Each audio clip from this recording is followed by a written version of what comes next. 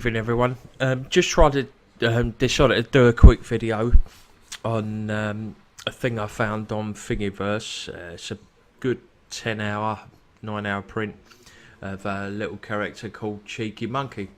It's just a print that I just thought was great, and as you can see, it just shows what the A-net AA cheap Chinese printer can actually do when it's leveled properly and tweaked. I will put in the description the maker and a link to where you can find the model. If you need details of the settings as well, let me know. I'm happy to send you them.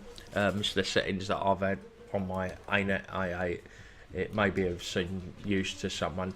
The end of the video, or as you can see now, you've got the time lapse coming up. So I'll leave you in peace and watch it now.